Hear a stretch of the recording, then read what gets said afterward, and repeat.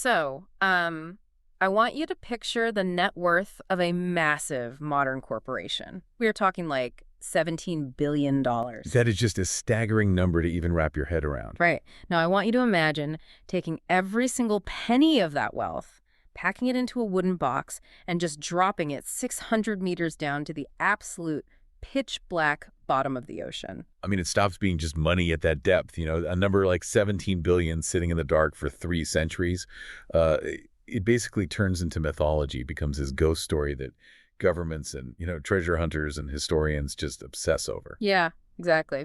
But the crazy thing is, this isn't a myth. This is a very real, very physical shipwreck. Today, we are taking a deep dive into a massive Wikipedia dossier on what is widely considered the holy grail of shipwrecks. I'm talking about the Spanish galleon San Jose. San Jose, yeah, this is a massive topic.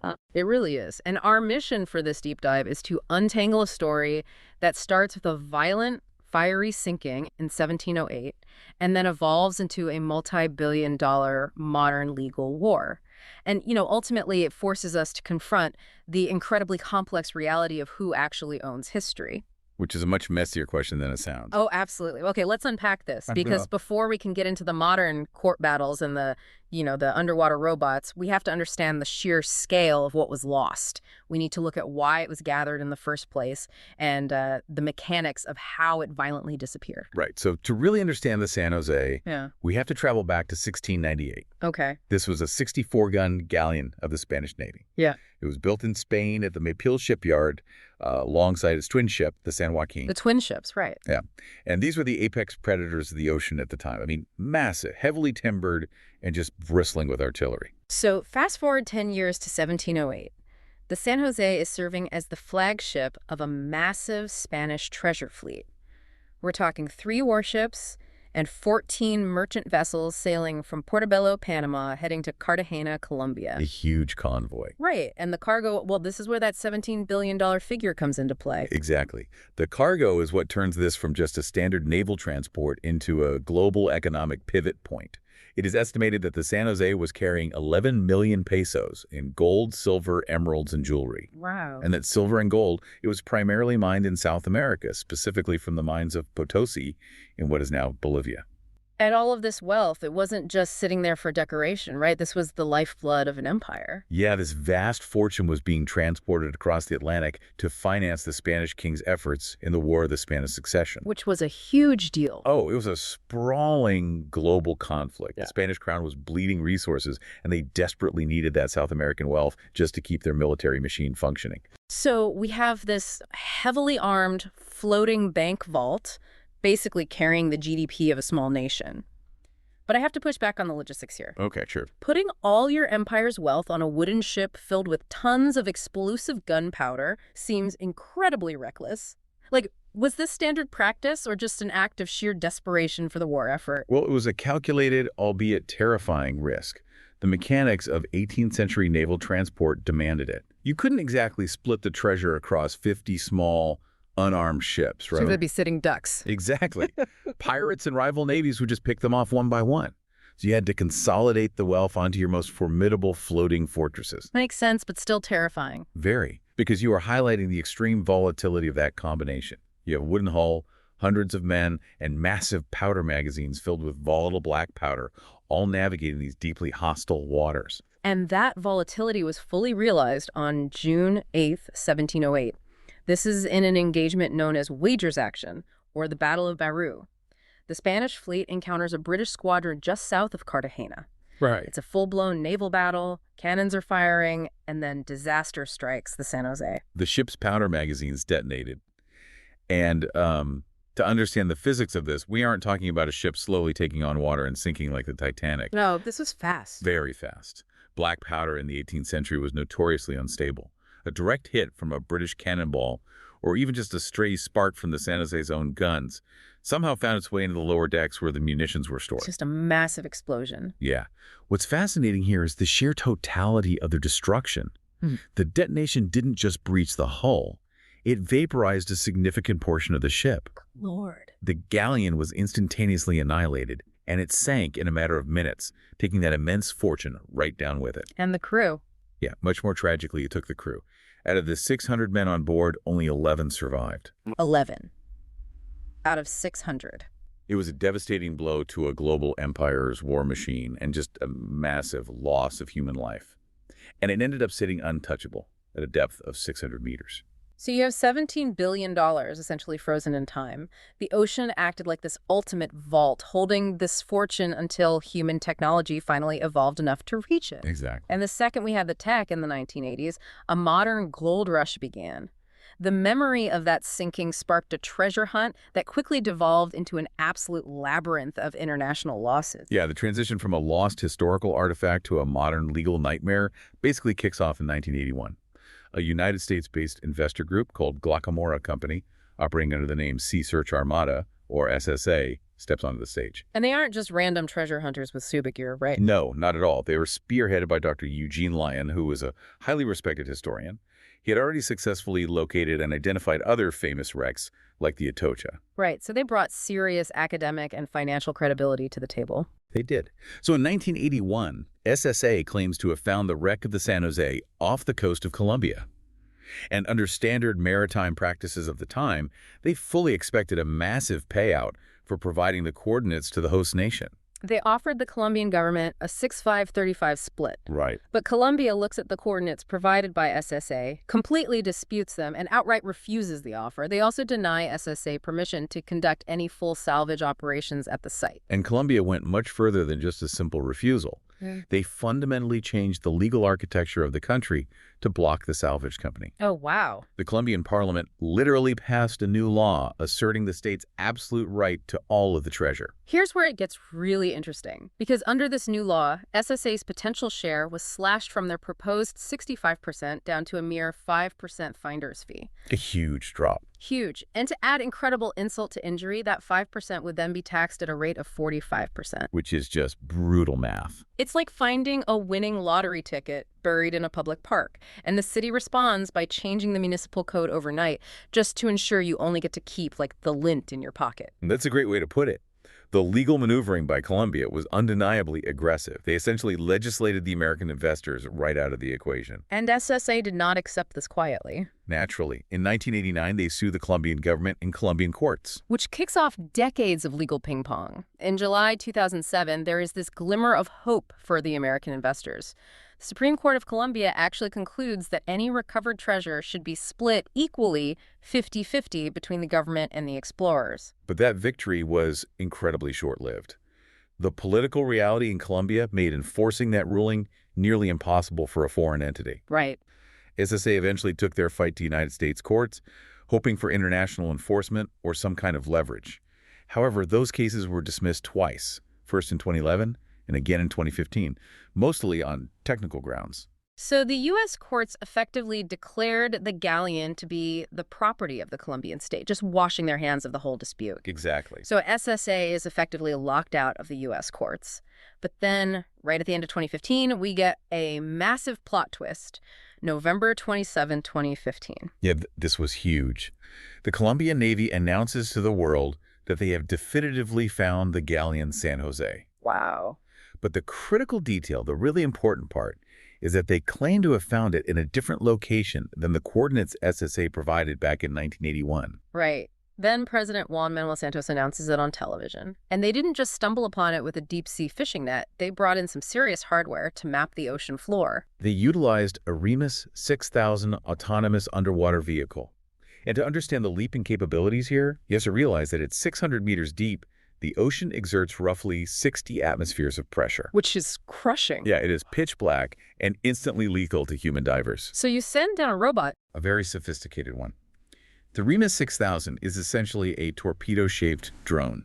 It swims autonomously using side-scan sonar to map the topography of the seafloor. Incredible. And when the sonar detects anomalies like shapes that don't look like natural rocks, the vehicle can be programmed to go back over those specific coordinates with high-resolution cameras. Okay. And from those dive photographs, Colombian marine archaeologists were able to positively identify the wreck. But wait, at 600 meters deep over 300 years, I have to imagine the wood is mostly eaten away by shipworms and everything else is completely encrusted in coral. Oh, absolutely. So how do you even prove it's the San Jose and not just some random merchant ship from the same era?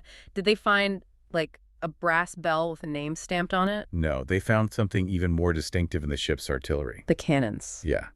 The San Jose was heavily armed with very specific bronze cannons, and the archival records showed that these particular guns were custom cast with the shapes of dolphins on them. No way. Yes. And the Remus 6000 captured crystal-clear images of those bronze dolphins resting on the seafloor. That was the smoking gun. So Colombia finds it, classifies the exact location as a strict state secret, and claims the galleon as part of its submerged patrimony, which means they are constitutionally obligated to protect it. Right. And the introduction of this advanced technology completely rewired maritime law. It turned the ocean deeps from inaccessible, forgotten graves into highly contested, very accessible legal jurisdictions. We abruptly shifted from a Wild West era of private treasure hunting to an era of strict, technologically enforced state sovereignty. Exactly. But SSA isn't just walking away from $17 billion. In 2022, they filed a suit at the Permanent Court of Arbitration. Their argument is that Colombia's so-called new discovery in a highly classified location is basically a ruse. A geographical sleight of hand. Exactly. A trick to invalidate SSA's original 1981 claim and monopolize the treasure. The geopolitical stalemate here is absolutely fascinating. But, the fight between a U.S. investment firm and the Colombian government over coordinates and finder's fees is really only one layer of this dispute. Yeah, because as the reality of actually recovering this unimaginable fortune sets in, much deeper historical and moral claims have started to surface. Very much so. We are looking at a multi-front war over who owns the past. If we connect this to the bigger picture, we have to look at who else is stepping into this legal arena. Spain, for instance, has laid a formal claim to the treasure. And Spain's argument isn't about coordinates or finder's fees at all. They argue that the San Jose was a commissioned galleon of the Spanish Navy. Right. They are relying on a bedrock principle of international maritime law called sovereign immunity. Okay, what does that mean in practice? Well, this principle dictates that a sovereign warship on a non-commercial mission remains the property of its flag state forever, regardless of where it sank or how much time has passed. Wow.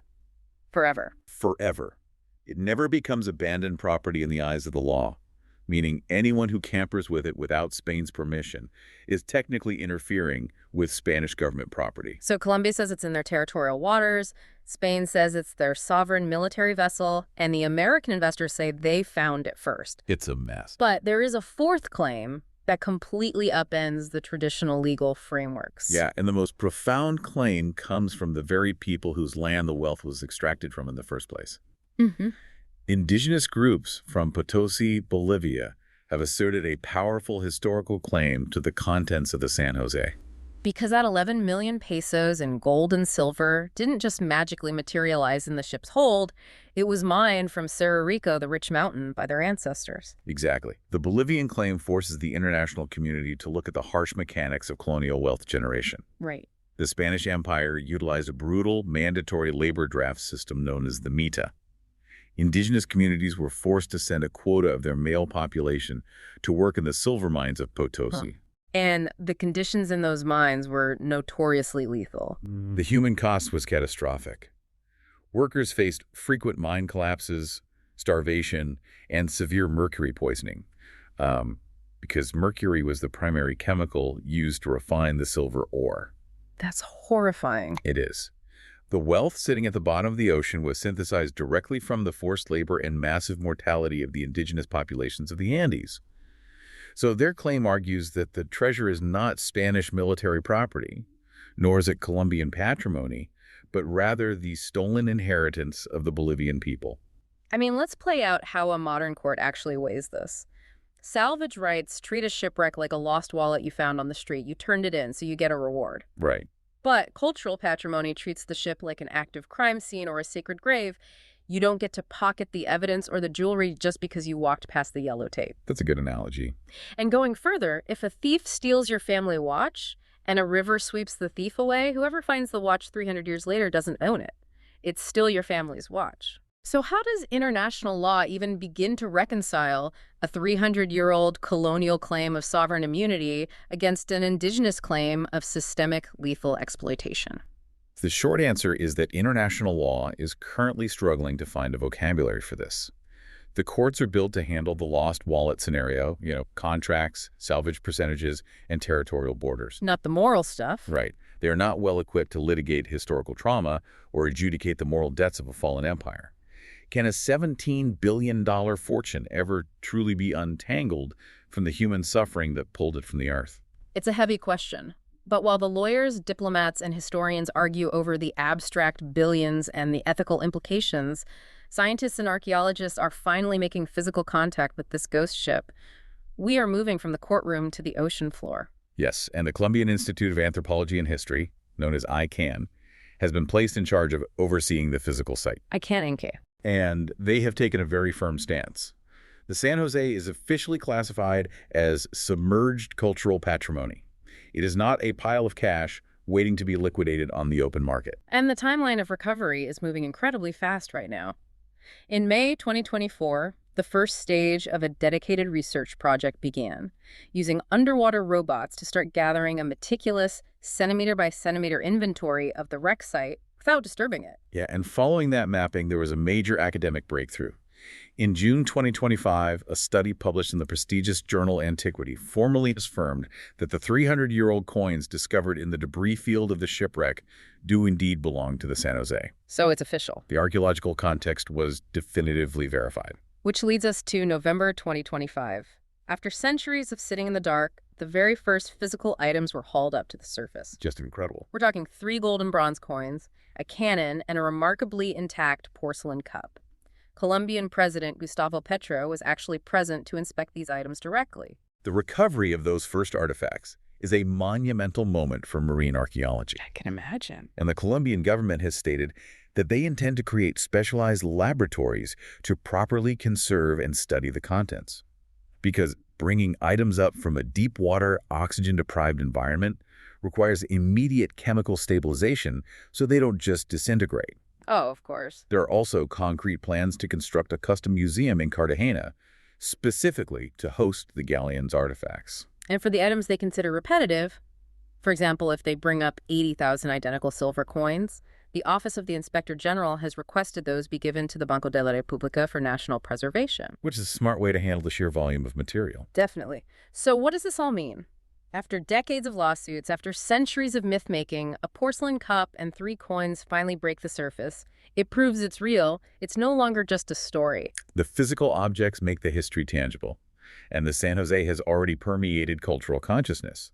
I mean, the discovery inspired a 2022 graphic novel by Marco T. Rubio. Oh, really? Yeah, and the sinking itself was even a plot point in Gabriel Garcia Marquez's famous novel, Love in the Time of Cholera. I didn't know that. Yeah, but actually bringing these items out of the water, this raises an important question about the delicate balancing act Colombia must perform moving forward. Because they aren't just curating a standard museum exhibit, they are navigating a diplomatic minefield. Exactly. They are managing multiple overlapping realities. They have to protect this site as a pristine scientific time capsule, but they must also maintain the reverence owed to a mass grave. Right. 589 men died violently when that powder magazine exploded. Yes. Colombia has to balance the solemnity of a gravesite against the intense, relentless global pressure of a $17 billion price tag attached to the cargo. It is an immense burden for one nation to shoulder. For you listening, I think this deep dive really serves as a stark reminder that history isn't static. It isn't just a list of dates trapped in a textbook. Not at all. It is actively discovered, it is fiercely debated, and it remains deeply relevant today. The San Jose isn't just a shipwreck. It is a mirror. It reflects modern greed, it forces us to look at the long, complicated legacy of colonialism, and it showcases the incredible advances of deep-sea technology. And if Colombia eventually builds that museum in Cartagena and you walk through the doors to view these pristine gold coins under the glass, are you looking at a triumph of modern marine archaeology, a reclaimed national treasure, or the preserved spoils of a colonial war that cost thousands of indigenous and sailors' lives? When we bring the past to the surface, we don't just recover gold, we resurrect all the ghosts attached to it.